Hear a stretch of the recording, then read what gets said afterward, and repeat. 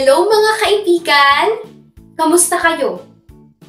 Simulan na natin ang ating CBC online class sa inyong tahanan ngayon sa pagbuo ng ating buhay kasama ang Diyos. Maraming mahalagang bagay na tayong natutunan. Halos matatapos na natin ang gawain ito. Ngunit sa isang bahay, saan pumapasok ang mga tao? Opo, sa pamamagitan ng pinto. At ang tema ng klase natin ngayon ay ang pintuan ng bahay. Sabay-sabay tayong matuto. Tulad ng sinasabi ng iba, walang paraan para pumasok sa bubong. Madalas tayong nag-iingat sa sino mang pumapasok sa ating tahanan. Kadalasan, ang pinapasok natin ay ang mga kakilala lang natin. Pinapananatili natin itong sarado para walang makapasok na estranghero. At sa pagbuo ng ating buhay kasama ang Diyos, sino mang nakakaalam kung ano ang kinakatawan ng pinto? Ang pinto ay kumakatawan sa ating puso. At sa loob nito, kailangan din natin matutong pumili kung sino o ano ang pumapasok sa loob nito. Halimbawa, kapag nagsisinungaling ang isang kasamahan tungkol sa iyo at kumalat ang chismis na ito at nalaman ito ng lahat.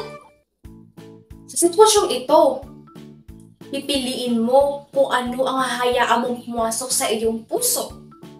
Normal lang ba na malungkot at magalit ka sa kung sino man ang gumawa nito? Opo.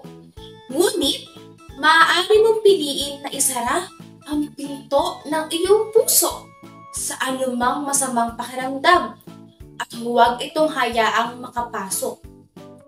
Tingnan natin kung ano ang sinasabi ng Biblia tungkol sa pintuan ng ating puso. Buksan ang iyong Biblia sa Libro ng Pahayag, chapter 3, verse 20. Sabay-sabay po natin basahin. Narito ako sa labas ng pintuan ninyo at kumakatok. Kung may makarinig sa akin at buksan ang pinto, papasok ako. Mga bata, ang nakatayo at kumakatok sa pintuan ay ang Panginoong Hesus. Nais niyang pumasok at mamuhay sa ating puso. Ngunit, hindi siya basta-basta lulusob o papasok na lang nang hindi humihingi ng pahintulot. Ikaw ang magdidesisyon kung papayagan mo siyang pumasok o hindi.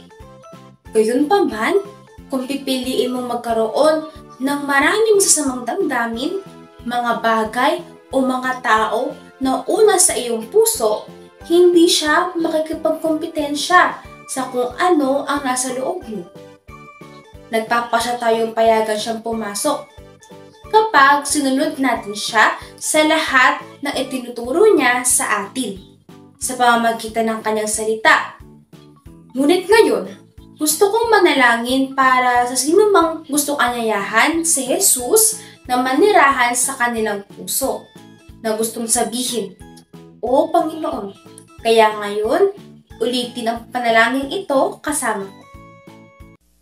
Panginoong Diyos, ngayon sa pangalan ni Kristo Jesus, kami po ay narito upang hiningin, Panginoong Diyos, na pumasok ka sa aming puso.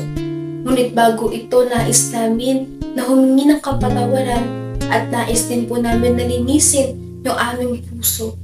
Ano man yung galit, ano man yung masamang mga bagay na nasa loob ng aming puso, linisin mo, Panginoong Diyos.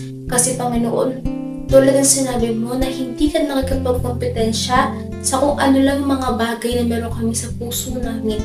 Kaya, Panginoong Diyos, ngayon linisin mo po ang bawat isa sa amin at kayo inaanyayahan ka namin na pumasok sa aming kalooban. Inaanyayahan namin na yung Espiritu ang mamuhay sa aming puso upang mapanatili namin magawa kung ano yung tama, kung ano yung mabuti at kung ano po ang nakakalugod sa iyo. Panginoong Diyos, tulungan mo po kami sa lahat ng oras. Ito po yung aming panalangin sa pangalan ng Ama, ng Anak at ng Espiritu Santo. Amen. Patapos na ang ating klase, pero aasahan ko kayo na makita sa susunod nating CBC online class sa inyong tahanan. Pagpalain kayo ng Diyos at ng inyong pamilya hanggang sa susunod. Paalam!